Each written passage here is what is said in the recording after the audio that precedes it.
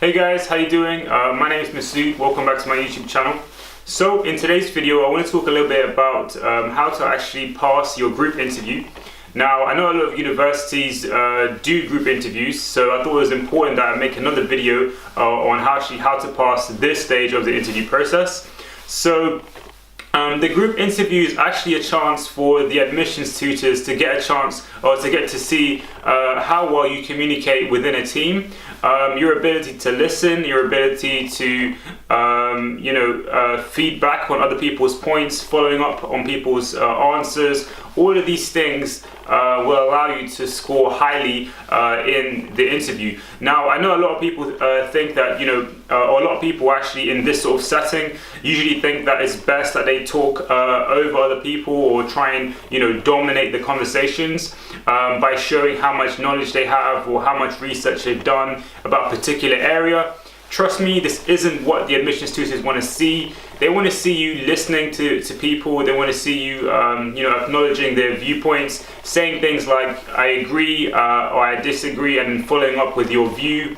It shows that you can communicate in a little bit more of a civilized manner. And this is good because when you take this and you put it into the MDT setting and you're with other health professionals, it shows that you can cope with other people's viewpoints and actually you can cooperate with other people, which shows that you have good potential to be a physio and a good candidate for the course. Now, in terms of what to expect for, in terms of like questioning and the setting of what actually you're going to do.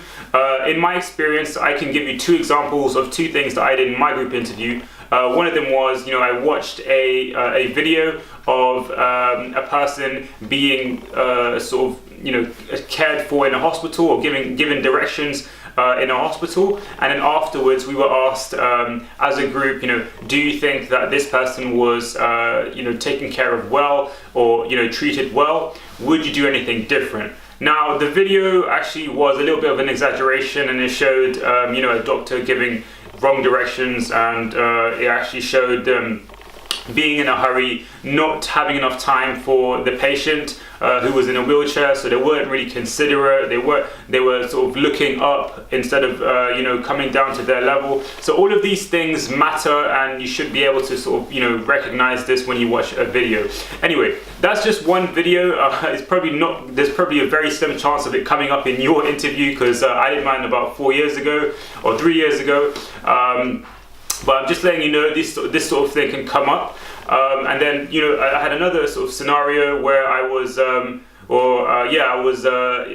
a group discussion, and there was a scenario where my group was clinical commissioning group, and we had a chance to select who would get funding. So it was like, they would give us two people to give funding for treatment.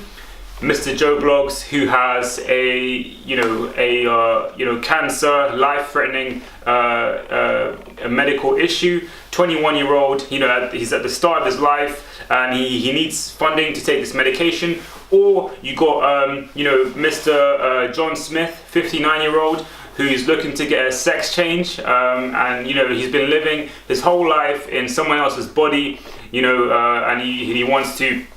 Yeah, he wants to get this operation so he can feel like himself again. So who do you choose? Give us your reasons. These are the sort of discussions or questions that you will sort of be expected to answer as a group. They're all open-ended because, as you can imagine, they're trying to encourage discussion amongst you guys. So expect this, and really, there's no set answer. There's no real, black and white answer that you can give that will give you the highest mark. As I said, this sort of interview is a chance for the interviewers to get to see you and how you cooperate in a team. So really, just be yourself. Be a